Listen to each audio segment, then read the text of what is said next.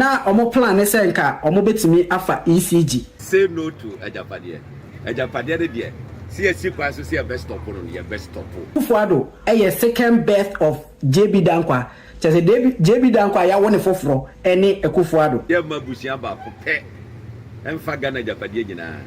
Emfa nkonko bo mo ho ene o mo ma ne o mo nana nkanso amo. Ye nti ase. Agyapadie no eye Ghana fo nyina dia. Abrachefo yede asemde enene yede ewo mo kwan no. Ene say Zion's Home Care Service ede abase mo a mo ma me wo Ghana a omo ni se behwesofo a ombehwe wo mo no. Eye asemde ene yede nam omo ye service bi say assisting living, home health care, custodial care, any services bebre. Ebia o ma mi enyini sebi owo yare bi enu nti obi an pese obeboa. Obetimi de omako Zion's Home Care Service na omo behwe o ma me ama. Enti omo number no for more information obetimi afre 0543 926 236. Ana mo amoso mo amanone I mean abroad +31 62 51 47 236. Afen so omo wo website bebre ne so wo Facebook Zion Home Care 1 at yahoo.com. Ana ewo Instagram no Zion_home care yedamasi. Abusu efe awoso na yedi aha Milcom Studios as usual. You shall say ya na nim say amane 7 common ye ba bedi. Election 2024 ene nsemo a efri mu eba. Hopeson adoye alonche ni tade bi a watre animu anti Agyapadie. Say no to anti Agyapadie. Sansem no me show say the more details nyina bebro e Milcom Studios. Na yebesa hwe video bi afaye Agyapadie book no ho. Unum say nche na beto odwa say amanfo twe ne sere ne abasa e social media say book bi aba beto abonten a ya twe no Agyapadie. Say book no Hopeson adoye koka mu nsem e ma wonya asem ochehene esa ne chiame esa mo no. Ye ka ni say I say yedi kai mo nyina matete say yes, I me court. Sani ati. No kure. Court na de me kono. Rate no Daniel Mafo Oforiata versus Hopeson ya Oviado ye. Oni media general for. Second media general. Okay. No kure say o chehne de me akokot. Enya no kure. O chehne fa hon kokot. Enya no kure so o chema de me akokot. Okay. Individual. Ye friend no Daniel Mafo Oforiata. We are secretary to Ohina no nkyere say Ohina na de wakokot. It is individual suit. But won saka. Na meka bibia kire. Agyapadie document ya ye ka amanfo ka na den no. Ba ye mpedi bibi SSC enra. Sansem no so no ye behwe na ye de mu details nyina e de abro Milcom Studios a. You try to about the bar, you be ransom.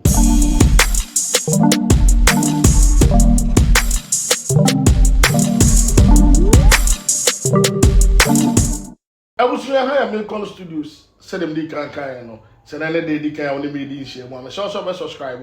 We are not hitting notification bell, no, so a day am I. You ransom no mudia, you are Hopeson and the Sembi about Betuja after say, or checking Echiame esi wono no wa launch ntade bi wa print ntade bi na sa ntade no yenko video no ne ba ye sabe run sim dem Ghana for sabre mi chacha mu nyina wo hwame a yes say no to Agyapadie de die see a sequence so see a best stop no ye best stop because ye mabusia ba ko pe emfa Ghana Agyapadie nyina emfa nkonko bo mo ho ene o mo ma ne o mo nana nkanso amo ye nti ase Agyapadie no eye Ghana fo nyina dia eti emfa mabusia ba ko eti sabre mi no ka say eja me sponsor ba ko wa print say no to Agyapadie t-shirt ba ko 1000 e dia ma we ye nton e free upe bia odi okume ye be cheche free obi an hye bi eti oh the black uhwe machi a ye say anti Agyapadie crusader eye kama ne red a ya ye nsusu nie say no to Agyapadie na nachi nsusu nie anti Agyapadie crusader. Do you want to be a crusader? And the brand never t-shirt in the Bible. Then you crusader. You make sure say you say no. That to make sure say you try Agyapadie and they said December 7th. You hear they say change. The other Alancha Manchaba. You be a forensic audit into the document. You just say why more and the church are documented. Russia perform about room ha. Ebe boa wo mo ye be hwehwedi nyina. Danko po nshiro bia. Ewusia yakọ video na ba say na wadwe esi eye o. Osentade no wa print 1000 a oba be cheche agum. Na nim say yewura election 2024 yi na science nsem we ebe. Breaking the 8 MPP for air can. Ebe possible na say na wadwe so esi eye o. Share no comment section no ase emaye na yento aso.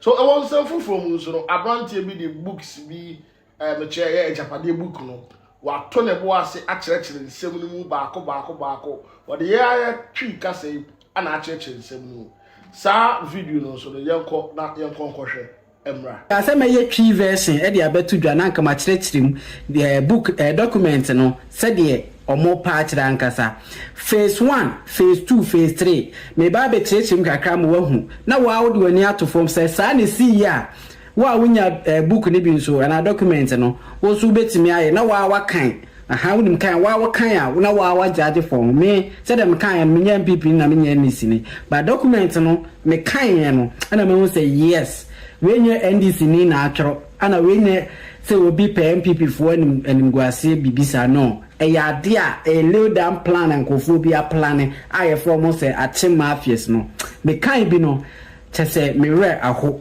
wo de mom ye nkom ne hu de esi wom edi kan no book na akasa omo twere no leak anya se omo sheda se omo de betudwa leak ye etu kan first ayi na omo say anka book no is meant for only Nana Addo ono kwa na anka book na document ne ye ne dia aha nti first ade say o kan kra wo book no mo sanka Nana Addo kwa dia sanka ono kwa na ehu eno ye first na yesa wo hyene so second thing omo kire mu say achemfo na ankasa no na eni sanka omo hye obi ase aha na ye de omo akɔhye nkofo obi ase a omo kire se nkofo ne ya one asantefo na asantefo kra ye nkofo a omo no omo ndi omo so wo ntokwa mu da enso ya force de omo ahye asantefo ase enti omo problem ba ko pa eno no eno nti na omo pese omo ye na omo konka Ghana nyina achim mafias no aha secondly almost say Akufo-Addo second birth of Danquah say JB Danquah ya woni foforo ene Akufo-Addo Akufo-Addo ana omonam ne so ebe konka Ghana nyina aha ekwan be no be fa so akonka Ghana one document no mat state say phase 1 no say omutimi konka economic sector sikasem economic and financial sector no sikasema e wo man mu no say omo ene hye omo nsa enti e wo document nim oma chem phase 1 phase 2 phase 3 saa ekoko phase 1 no na omo plan ne se nka omo betimi afa ECG first ade a omo ye no ba ECG no amfa because omo say omo ye san ko mo ton ama Mary na nka omo ahyase na nka Mary saa Mary no so okaya aha ba NDC for ne Ghana for antiase enti eno egui omo tron document mi say eno no fail omo ntimi ansase di secondly omo de omo document no omo state say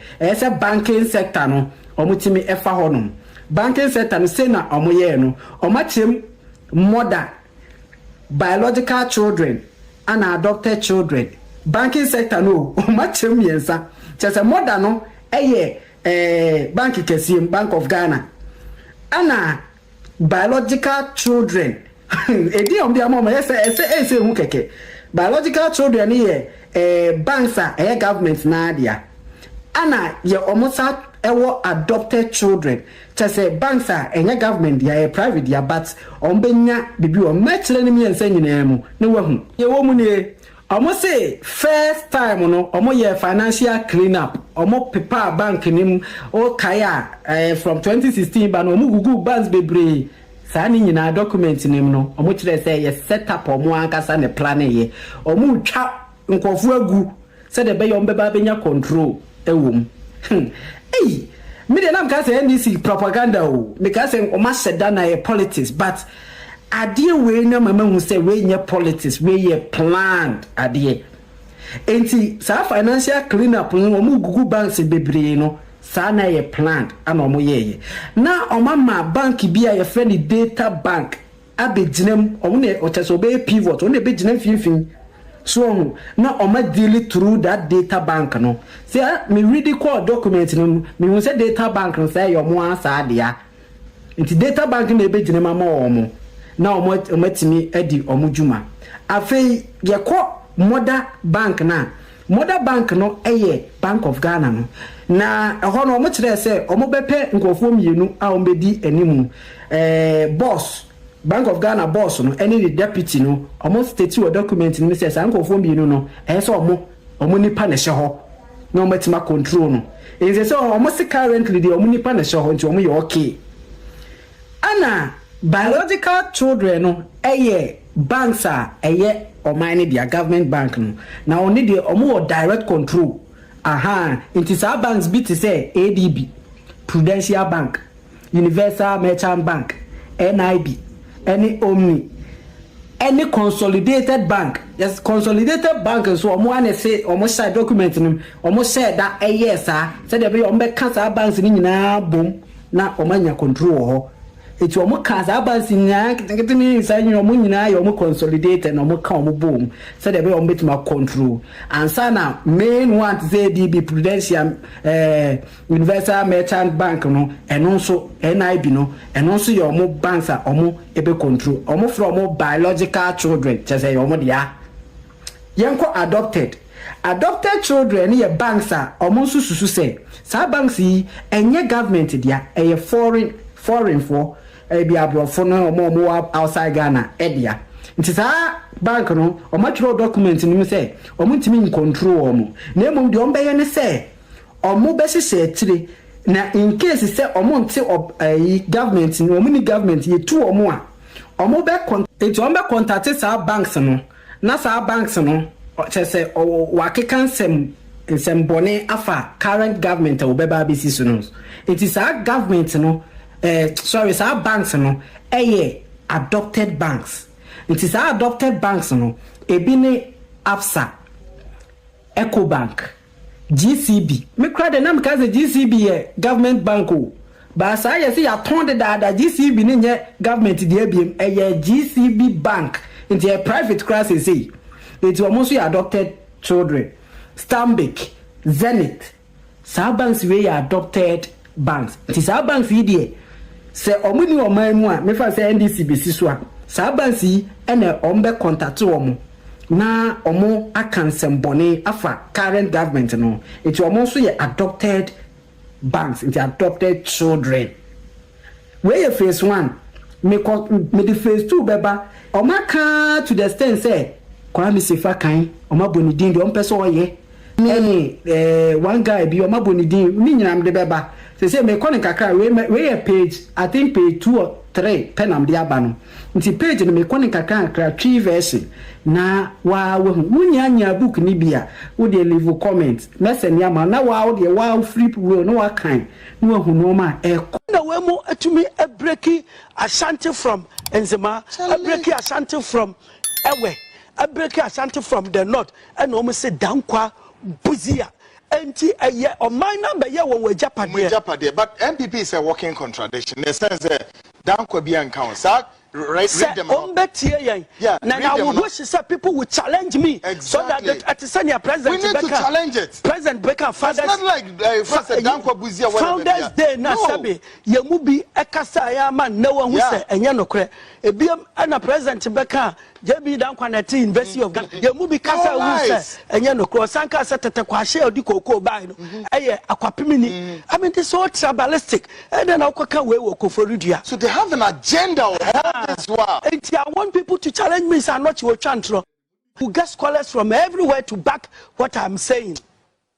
Say o mind na be ye wo Agyapadie enti se wan hwe ya Baumiano nti just Baumia omo candidate o and omo abo bibie gu asantefo ani so gina homa domo nti Baumia free o mbeka se modi e ba yan so ye ho because omo build omo because so can't go to Ashanti again. They have impoverished Ashanti forever. Ashanti no dey near finance minister no. Asante for na fi mahu. Who say na dey akere mo. Man no be bribe. To man here wo Agyapadie. Mahu. So can you imagine say 2007 at the Legon Congress? There was a tie between Nana Addo and Alan Kyerematen. That time na Kufuor support Alan Kyerematen Ghana ni bi president Teho chief of staff obi enim say round of idea that time Kufuor Nisika not because Onisika no was individual but where the president in the tarnish no more caucus so we on say we belong to Buzia where do there every na Addo Danquah so there was no runoff and they sinned against their own constitution. Exactly. That whenever there is a tie, you are not able to make that percentage. I say a 2 billion. They send the 6 constituencies and our better chacha until Omudema, your friends and Nana Addo Homo Mesrao. Agyapadie document, I stated say the name Ghana proposed by JB Danquah before God and man. Media no propose Akan man or Akan land. That was his proposal. Said there should be Ghana without errors. There should be Ghana without nothingness. And there should yes, and that Ghana no so and should be the colony. Ashantis must not form part of Ghana because Omubemua into the old days of the empire. Into Asante de and yes Ombeka Gold Coast politics no and a UGCC no Abraham Nkrumah ba no omo serious trouble because Nkrumah wanted to extend the independence to everywhere, every part of the Gold Coast. Africa. So that's also one of the reasons behind the fact that what kind Agyapadie document in the forward na e say also omo anya nkwafo omo man nya nkwa obi o ka mese wo Ghana no be ka say onsumi de nchirada na oboa. Now hold it there. My check document in the working yen fan check document is say DNA airport or say to our future made up may kind Agyapadie document into will be forward na here forward no or say to our future and made up of the present, our future made up of the present and the unborn for whom this will unquote of a nation is being prepared, to our foremost kin of Hopeson, the prognosis spread across the world, this world, for whom and to whom this sacred document is prepared. As the heirs of the Nana Addo Kwaframa, Nana Kuntun Kununku, and Hopeson, our people were never defeated in the wars of old. In the Ahantan War with Ashanti and Opokuwari, they were rooted completely. I see. And now observe to Tunua Yecha Litino Omu Ekumunono. Great. I see. We were nobody's subjects, and yet after 1957, we were made to live in the shadows of the descendants of the people who never defeated us in war, while the Ashanti kingdom was uplifted to put us in the shade. In relatively recent times, the struggles and the works of JB Danquah is restored Achimman to its original glory were thwarted, but he fought bravely to the end. So he that they have mentioned their first enemy, crown enemy. Any of mine by Ashanti. Their crown enemies. So more in Ashanti, I believe say Ashanti to us. Ashanti for beef. Ashanti no. But you maybe make assembly another station. Ashanti for. Me repeating her. Been repeating her say any fry any be. And na offer a year down for cripple no ni twi kura ye de ben. Bubuafo Adam for. No more call a fool. instead say obubuani no wo be so ani fry ni nsa na wo ne na akono se famisi akonkon nti ode ni si akonkon a na ye fry ne say wo mukọ nti akọ enjoy na yi na ne kon hu say ya until say ohun say na say cripple no na ka betumi kura so mensa na ye ko eduru ba bi a o bera na say ye twa nsu a na me de na bombo we de day in and day out so enti Ashanti is the blind man or what physical strength be but you are blind and you are being led by the cripple, and the reason is very simple. In Ghana's history we don't have anything called Danquah Buzia tradition, and for repenting for a creative a fictitious Danquah Buzia tradition because they know that omu constituencies just about 6 or 7 representing Danquah. And Asante Diano, in metropolitan Ashanti alone, 46. I have 6. New job in north and south, here can once a 2. And about 3 or 4. Okay, come 275 constituencies. Ashanti Sonkwa were almost 60. And now, when one will be okuta 6, which is extremely insignificant, or no, I enter into a very unholy alliance so that we penny back to Sakofua. The next time, instead of Alan Chirabatenas, another time I say ba Asantini Hono, near Kachira will say, Enko Domboho. Next time, remember Ochini, he is a very smart person. Na Agyapadie and no more bo a hubino. It is a Sakwe chia. Chemfono, a fight for the white people. Say near yes sacrificing mamono. Uba boy na yet to many Asante. Many Ghanaians know this. Or Ashantis may not know. Maybe they know, but I don't think they know. They Sasanti Fonima. Come di Ghana swell for the next 1,000 years. Because anyone say it is Omunkwa, they are found in about 3 or 4 regions. Sasanti Foniano.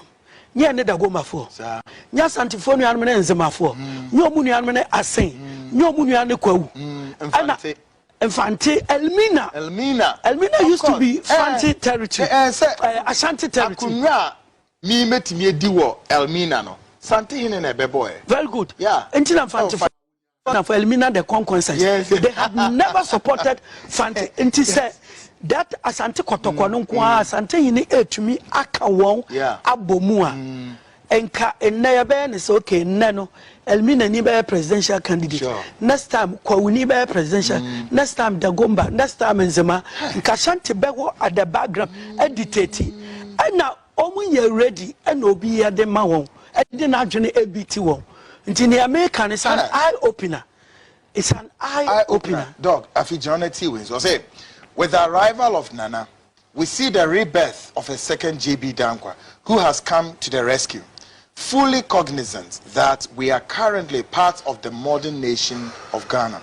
Or say the name of which was originally proposed by the illustrious son of Ofori Pinifie of Ochiman. Take note of that. JB Danquah. Or say, and aware that it is currently made up of other diverse. We have to accept. Listen, we have to accept to our old slaves and ensure that we no longer continue to live in the shadows of other kings and people whose forebears we defeated in wars. First of all, there was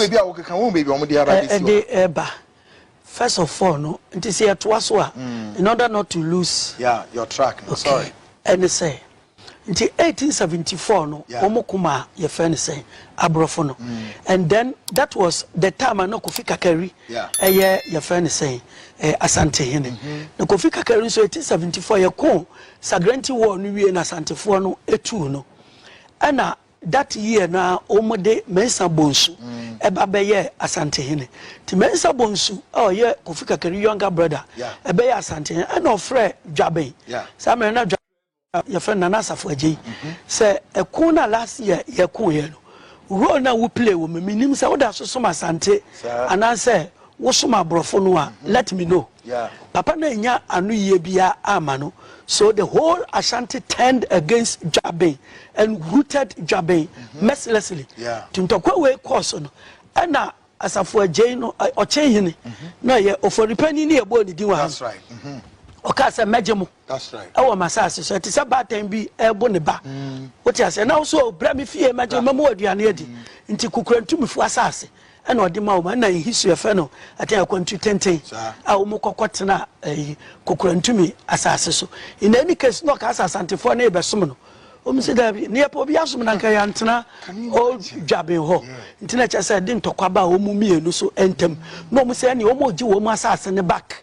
So before there could be war between Jabin and Achimano and a Queen Victoria, a tria land the Nika, Edema, Achim Kuforudia land, Otiaka, Edema, Achim Fuano say, or bought Asante Fuane free, Ashanti buy no home buying, Ewo. Into Wemununa. Achimfo no so bisa say e dia na mobile de amaye. Now comes the year 1900. That's right. Sorry, 1896. Tama 1896 Governor Maxwell Mutam yakwache prempeno. That's right. Achim brought a heavy army. Says yakwache asantefo hene nko ade a sa meka ho ne yakobi. E no mukokwache asante hene. Any friend say Prempeh the first. That's right. I didn't call Seychelles Island. Now 4 years later, 1900, Frederick Hopeson, a course of Kwakope Golden Stone. Now Chim raised an army of volunteers led by one Kwajo Fredia Ajimai. Onuna after 1900, Baba Fro Siano. Offer din at the tone so for Riata defense or quine in the din. Quine in the din. Na ye amwa quanta and of fatan and of for repenning no file for Reno, ne bay of for Riata defense. Into a no bay of for Riata defense. And now, who said some woman who Adiana Wayano, a Santifone and Baba Kuntoka. So 1900, he led an army to join the white people to go and search for the golden stool. That's right. Because for repaying fear for any patches, the only difference between Ashanti and Akimono is the golden stool. That's right. It is a golden stool no bought Asante Fua. Ebema ye na betina konwa tuntum so.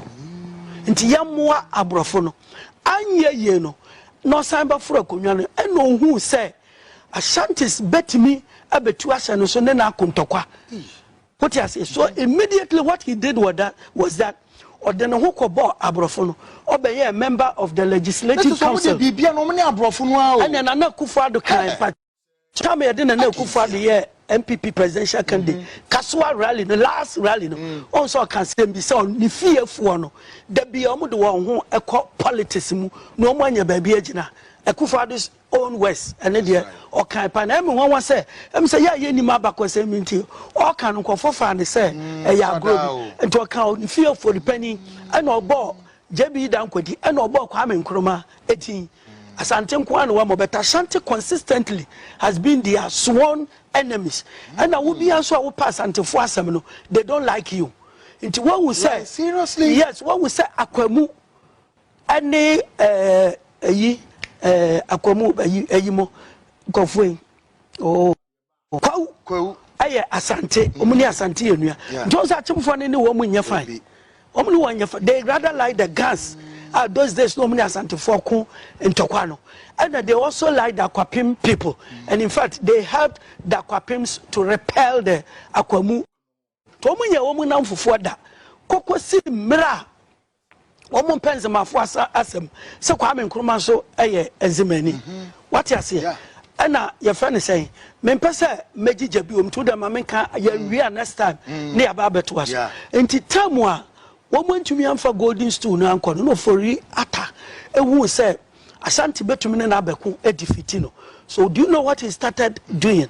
Tell us. Oni abrofo ne ye one Gogisberg mo ana oye dede wo legislative council ho say e ye dan na Ghana mind de she kron to say Prempeh the first wakoka Seychelles enti say abrofo na mfa Prempeh ansan ama demonstration the basic and in but before then Fanti scholars had already started corresponding with the British government. See in fact we no so ye dede ewa ha enti tamwa ye de no ba ekohia no kwan to say ninua enti na say to the ordinary Ashanti no Asante ne enua indeed 3 years ago tumfo eba chebi no ubeka ni speech ni mu otumfo kan bibi say oba say they kan ho abeda ase say nia wo mo nana no eye ma prempe eba mpacha ogowo na se bia nkonkoda mfanteman ase samum nkonkoda mfantefo ase pa Kisli Hayford mo and etumi ejina ema weye na papa ba akone de na eye highly hypocritical because of the role he played in the Yasantewa war.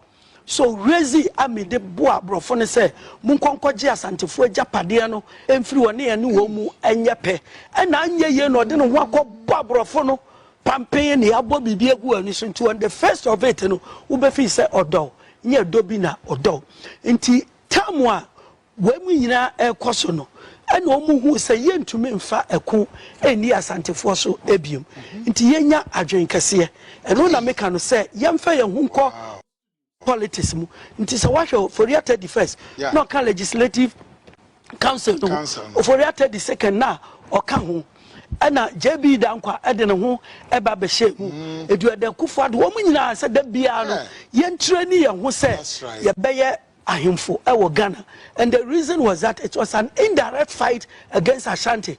Why indirect fight against Ashanti? Asante he believes that he is above politics like the King of England or Queen of England being above politics. And that's share. When you make yourself above politics, then you are a very big state like Ashanti, so you can afford that. So but in the case of yes, but a small state like Achimba Andrew one region, it's just like Nasa Eastern region one small region, Aquamove or any hobby. Say Achimba Kotokumo, any Bosome, any Aquapim. So what you say, and your friend say, Aquapim, woman region but in the case of Ashanti, they control two main regions, Ahafu and Ashanti region, and almost so a capital of Eastern region, and by extension, and so Ashanti, and Omunia central region. Yeah, Omunia central region. Aguna Swedru. Okay. Omu Asante for. Tamwa osei tutu. Konfa no chika so wu a meyemfa ne wofa sinsi akonwa so ne yemmontra mfa ne na nansi so na agonafo ne bibufu ye omu te wo ho omu ye friends agona Swedru for no na brema sikuma omu se Asante for kuma se brema baby yakora ahemfo no wo ho no mu fi enti Ashanti is a very big, very huge. And now when we say, "Kwai ben ye be faso ye be dominate Ashanti," and for that matter ye be dominate or Mainwe. And then they took a step ahead during the days of they raised armies to help the white. Now the war has ended. Inti yemfa ya adwene bi emwa abrofono. O se hon kwa na diamond wo. Sir. Danchamo. You took gold war timber. Omu royalties in 1939 to 1945. Ghana for bebre nim say there is an open secret document indicating, and everybody knows it. Every history scholar knows it. They asked the British to use their to buy a jet for the British army to fight the Germans. Hello. Yes.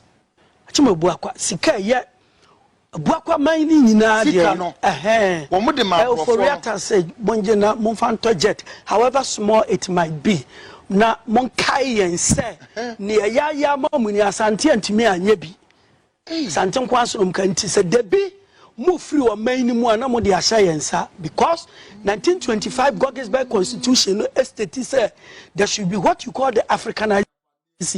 You should graduate the African to take charge of his own affairs.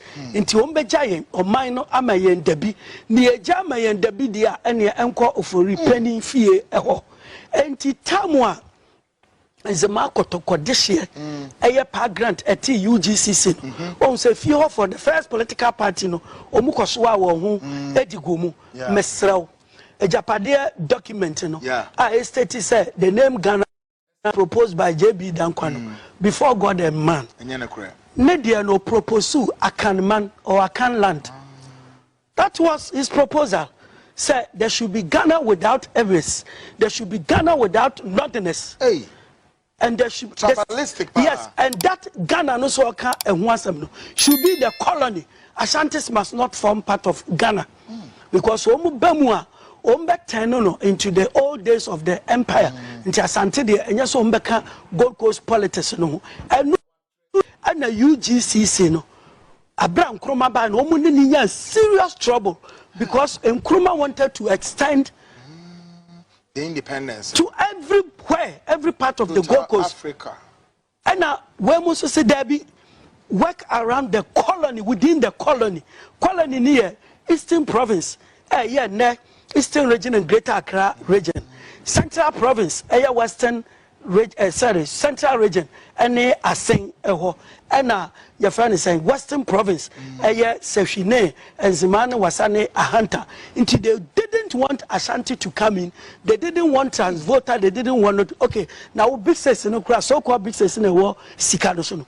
Yeah, Bisa won't say, I didn't Santini any. Nabisa won't say, West with all the scholars are more producing. I didn't know, and I didn't know no Munka UGCC because the message was restricted to the people of the colony.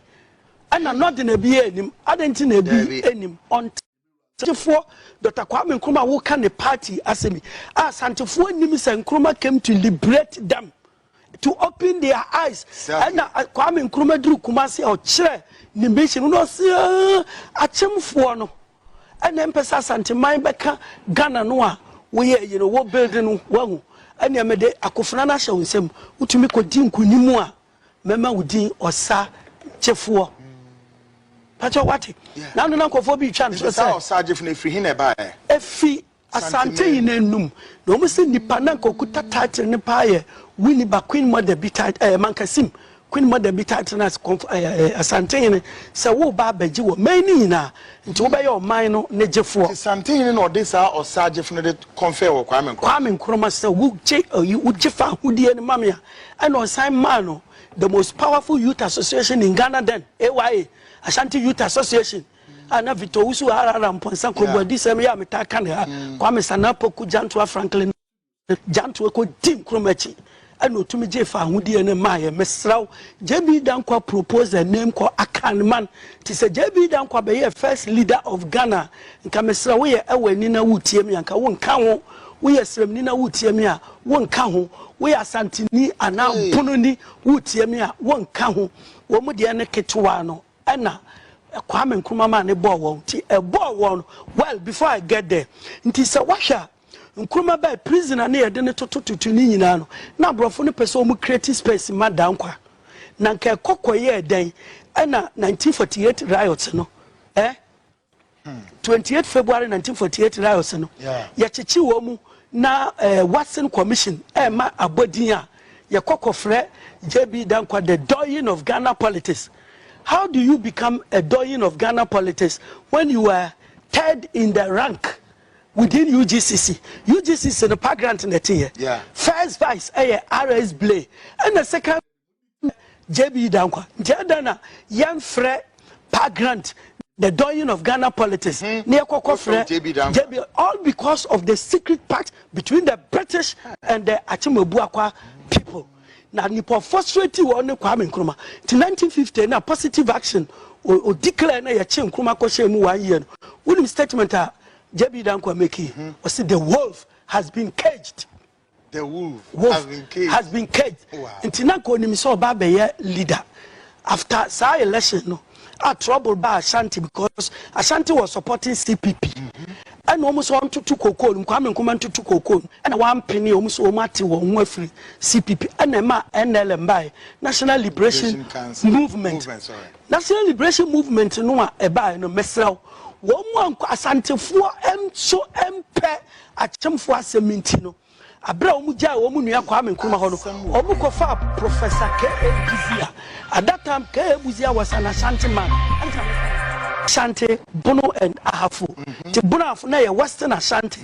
So Buzia came in as a citizen of Ashanti and obeyed the opposition against Nkrumah. Before JB Danquah lusu ne seat ewo Achim Ebuakwa or lusu yano to the CPP. Yeah. The following year 1955 and Achim for man the highest honor Chafuhene. That's right. Of your friend is Achim Ebuakwa. I didn't know Chafuhene. Kofo bebre fi so free what direct there be ne papa ne free ho o ma me free ho o ma me free ho yeah no a man honorary title no. And it is here you will see that Ashantis would Achim people would never forgive Kwame Nkrumah. So what frustrating JB Danquah, one man may first leader, either prime minister or president of this country, not to me free prison, be a prime minister. From there, no, Asante Fuenso Equity Party, one more ma JB Danquah because Ashantis knew, say, no more for no munia. They were sworn enemies, and they Achim for, and then coming to the conclusion. Confessor Yusu Adwin Kasiebium say Kwame Nkrumah for sweet abafo to me aboya then Nkrumah enemies no now the friends na so mo abeye the enemies no now let's make them our friends until say what 69 election no Asantini in court eya bunu ni buzi ofri wanchi no Second Republic after Nkrumah on obey minister year 2 no 79 Third Republic and Achim for repenting for no a propose William Foriata so no free home feel okay na governor said da Buzia ni nipa mienu ana som no ese mu ba ko lead party no e ada JH Mensa or Victor Owusu ya ndwene papa we and no te one party there United National Convention pa William Foriata na no mo to mo nnumi there join the UNC the party for you. Join the UNC, the party for you. Broad base, the best. UNC all the way. Convention, you clean. Paulia Neko. 79. I was, I think, 15 really? Or 16. But I was highly political. That was a very. Anna, party no who said. Asantini Victor Usu Benwin, a do runoff. There was a runoff in 1979. Yeah. When you know me, almost support to PNP. Kwame Nkrumah's party, Dr. Liman, and a more popular Front Party, Elusuye. Now, 1992, Fourth Republic. Almost and almost a 7 year more minimum. Yanuya, Danquah Buzia tradition. So at a Buzia Jinahoma Santima, Danquah Jinahoma at Ochima. Now, history of minority Abeduhe. Why the church say, Achim Foka, Ashanti tradition, no. Whether the days of wars, Omunkahu, and at the days of politics and so, Womu and Kahu. To whom they are drinking Cassian and baby tea, Ashanti for. And to whom and at that time, luckily for them, the most popular scholar then was a Dubois. Time would deliver speech, be, you know. Your friend say, well, some more use curfew, Nis, I know man to me, Casayama, or Bia fed you to me, opposed to PNDC. No, nature say, or Chino, when your opportunity, a year, Professor Dubois, or by no, say lesson on one quote or Bocote. Into the next one, no, not Chim for no, a year quiet. Says Santini, but it was Kwame Pianim first, and I didn't know a year in the free. And a friend saying, J. Kufu, a babedi were preparing an Kufu Addo. He didn't do well then. Kufu free wapper almost say, all the confusion has started, say, Wedi, a yedi. Your friend say, Asante Fuedi, Buzia Edi, into a cut Danquah. So can you imagine, say, 2007 at the Legon Congress? There was a tie between Nana Akufo-Addo and Alan Kyerematen. That time, Nakufo support to Alan Kyerematen, Ghana Nibian. President Teho, Chief of Staff, Obian himself, ran off India. That time, Akufo-Addo, Nisika, not because Onisika no was individual, but where the president in the tonnage, no Marco caucus. So we almost say, who belong to Buzia, where do they every now? I drew down Kwaso. So there was no runoff, and they sent went against their own constitution. Exactly. That whenever there is a tie, you are not able to make that percentage. I say a 2 billion. As Antefoni say Nina. Strategy. Obi the 6 constituencies. And Oba beto chat. Abusua ya kwa video na ba no say na wadwen esi eyew. Say no say na wankasa no wadwen mu no eyew. So obeto aba ma the NDC and answer obeto aba ma MPP election 2024. And someone if you move eba no ebi no say Agyapadie deal no. Eno na Hopeson and edi kan first video na ehwe na say sa Agyapadie deal no and answer Agyapadie book no eye nyina ye dia eye nipa 31 million na ye wo Ghana no je nyina ye dia ye nkofuko bi e dia sa ansem no say na wadresi eye o share wadwene comment section na say ema ye abusua say dem di kan na ha na brebe ba me kwan ema me de dwumadi esi da se na yesa be di nhia bidi ameje so ene abrantie akrawo bye bye peace shalom